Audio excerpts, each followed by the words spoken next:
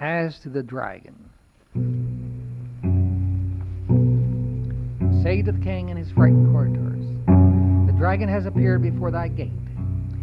Tell the king and the queen that he brings the thunder and the storm past telling, and only my own mind can truly comprehend these things. Say to the king, I have seen this damned thing many a night, and now he comes before thee on this goodly day. Offer no recourse but thy own good fortitude. Lay thy hand upon thy sword, and make thy way to the unfriendly beast.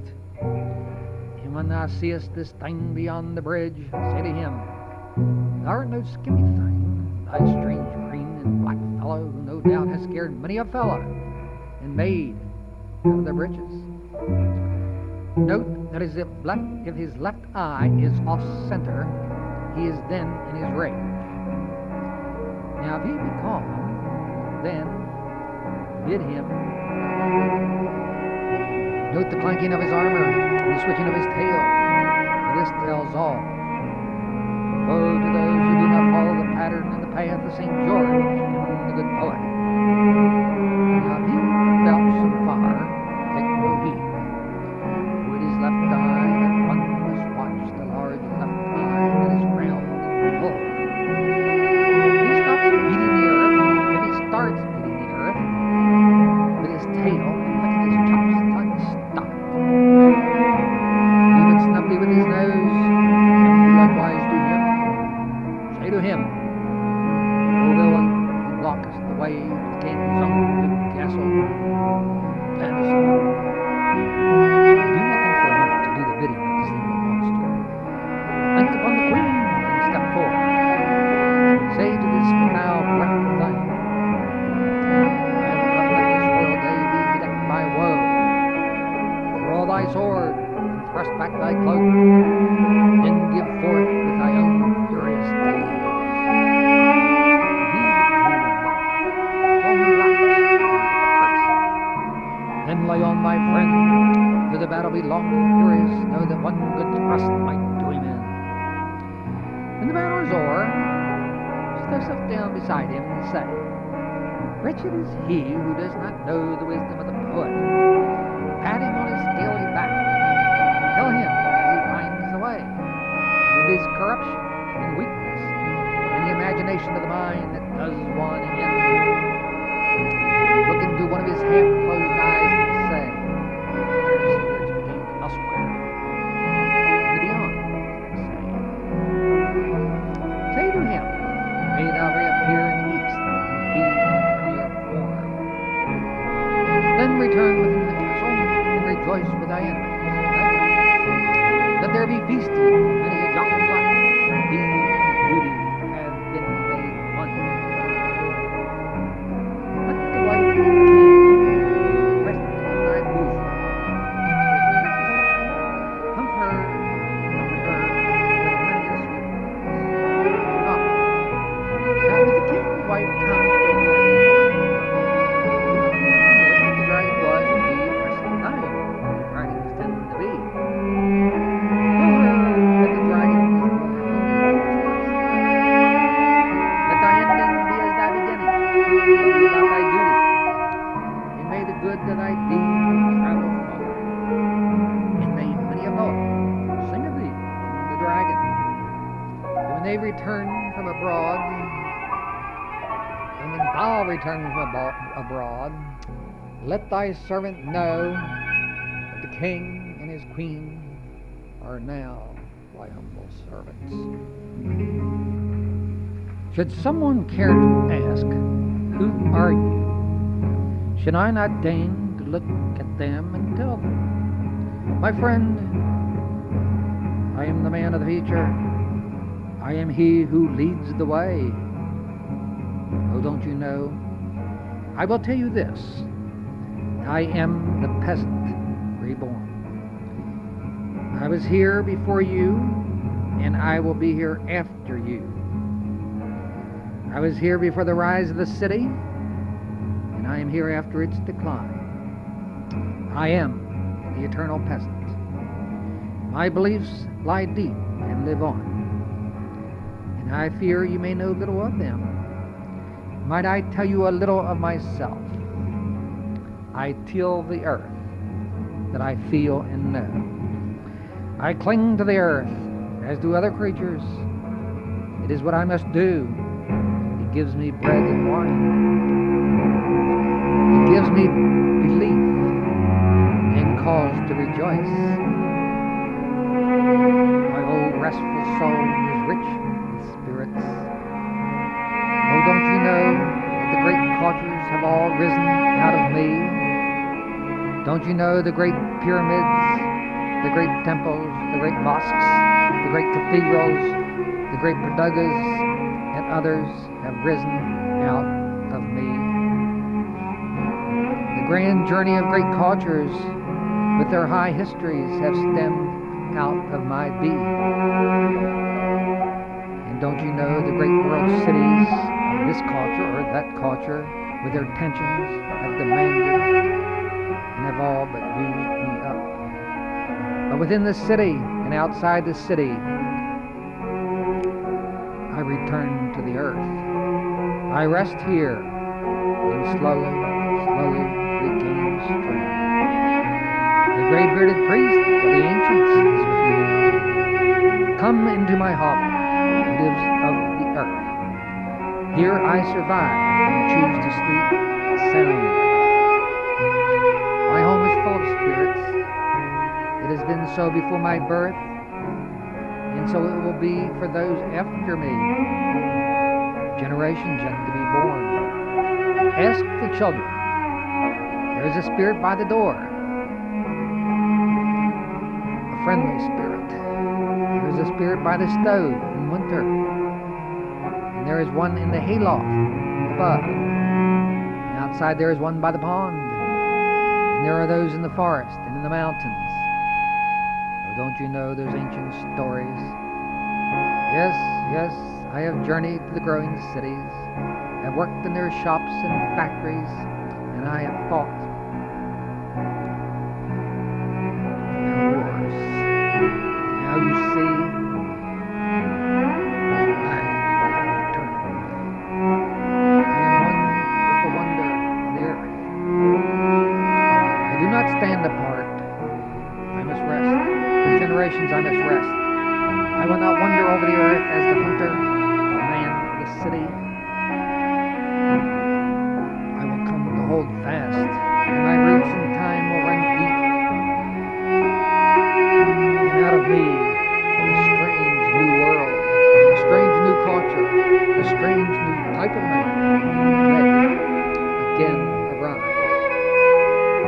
But now I must rest and let the land take hold. I must go to the field now with my hoe and work the land. I will be one with the sunset and again one with the sunrise. Let the tempest roll on, my friend, for I have returned. Sonnet on Loving You. Be pleased, dear lady, and be so kind to let me state what's on my mind. I'm something of a solemn cad, but there is one fact that makes me glad, and that's the fact I love you so. I want to show and have you know, I love your glance and every grin, the tender touch of your soft skin, and every silent wet warm kiss has always brought an inward bliss. Oh, I delight in every squeeze, and want to touch and tease and please. So let us touch and tease, I pray. Oh, let us swing and bob and play.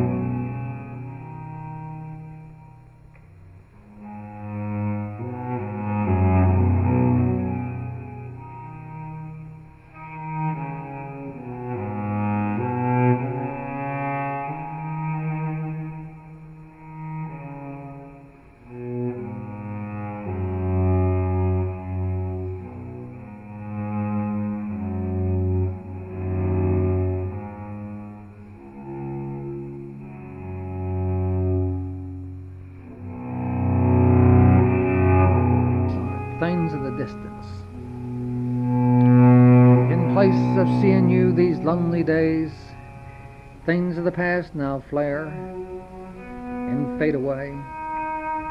In place of seeing and then touching you, I turn and reach and find a distant you.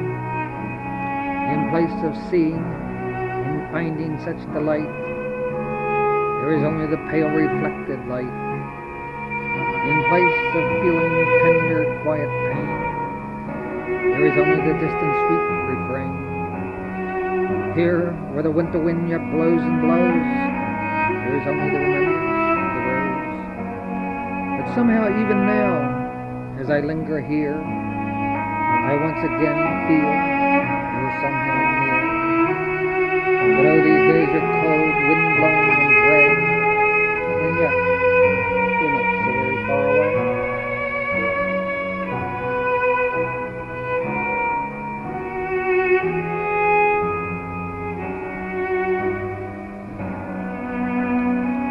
Sonnet.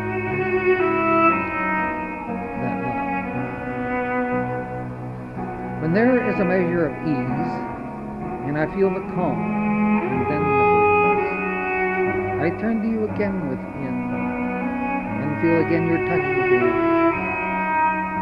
And yet I know it was long ago, in the fragile autumn clear, when first you came, then came so near, and then my love you so.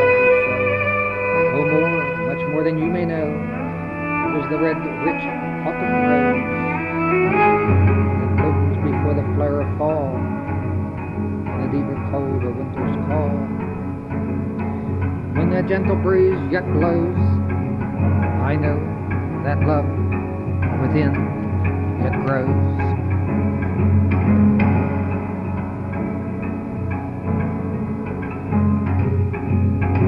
Son, never again. Never again the pain and night returns. Never again it flares and flares and burns. And as by now you have certainly guessed, it is as though I, as poet, was blessed. But oh, how I do crave and crave you yet, as my dearest, as my own, as my pet.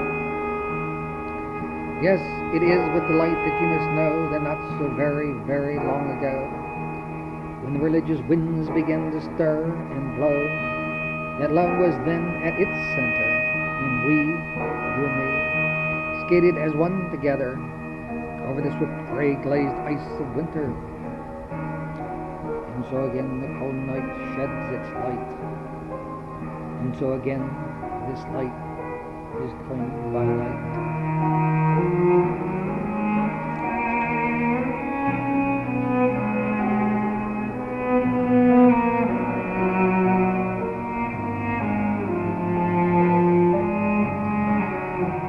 These days, son, these days.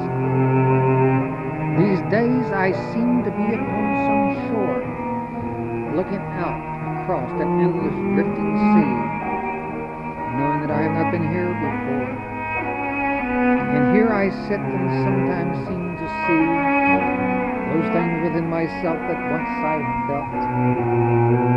I see some glance or smile that you gave, the time when, in confession, my soul knelt before your own. Those times when you were grave, moments when your spirit danced in such delight, time when once you turned and touched my fear, times of moonlight and the light, and times like these when I feel you are near. Now the clouds descend and night comes on, and all I said of you is gone.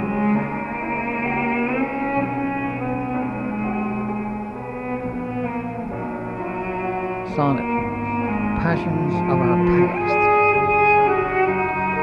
Although passions of our past are far away, yet they yet lend the comfort to today. And even though we now lie far apart, yet memories press down. And although I know my lonely single soul reaches now the desire to know, yet I know this reach is and will be incomplete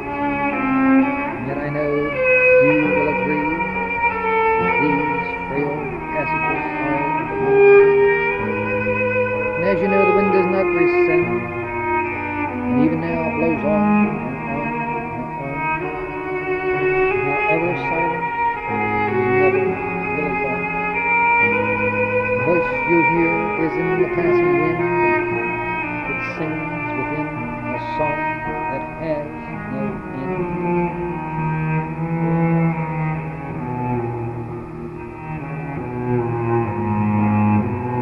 A sonnet of winter's rose.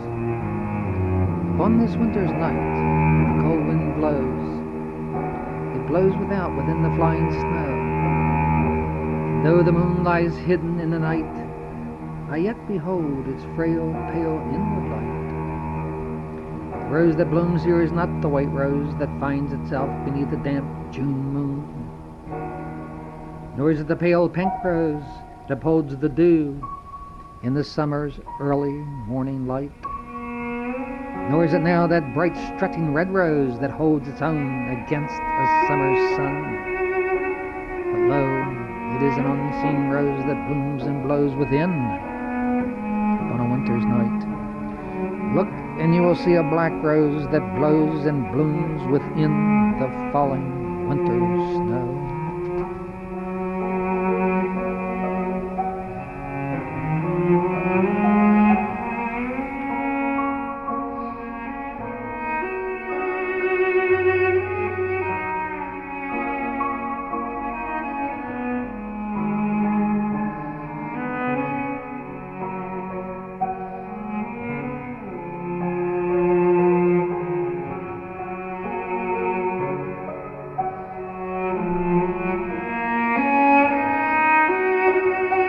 Seasons and the abundance of the valley. Have you ever seen the valley in her seasons, and then in the turning of these seasons? In spring, from bare brown fields and forests there, that strange green glimmer appears everywhere. And oh, oh, how it glows and grows and grows, till the abundance of the valley overflows. Her floor is made rich and even divine, with apples, peaches, and fruit of the vine, with meats and grains and hay for the dairies, with gardens and woods, nuts and wild berries. And even her fall colors come to bless, as the winds of the west call her to rest. And on the cold, frosty, wintry nights, the friendly moon and stars send down their light.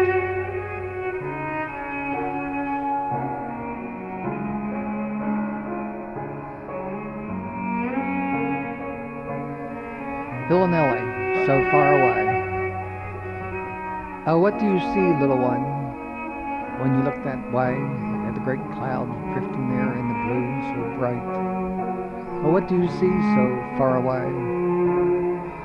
Are there lands way up there, drifting there today? Lands that are clear and clean and pillowy white? Oh, what do you see, little love, when you look that way? And what is it that those distant lands portray? Do they touch and lift your soul with delight? Oh, what do you see so far away? Do you see valleys and mountains in your play? And do they cluster and cling and climb in your sight? Oh, what do you see, little dove, when you look that way? Do those distant snowy lands in such vast array have coves and shrines and cliffs and castles that invite? Oh, what do you see so far away? What clusters and clings to the early soul so far away? So pure, so white, and so bright with delight. Oh, what do you see, little one, when you look that way? Oh, what do you see so far away?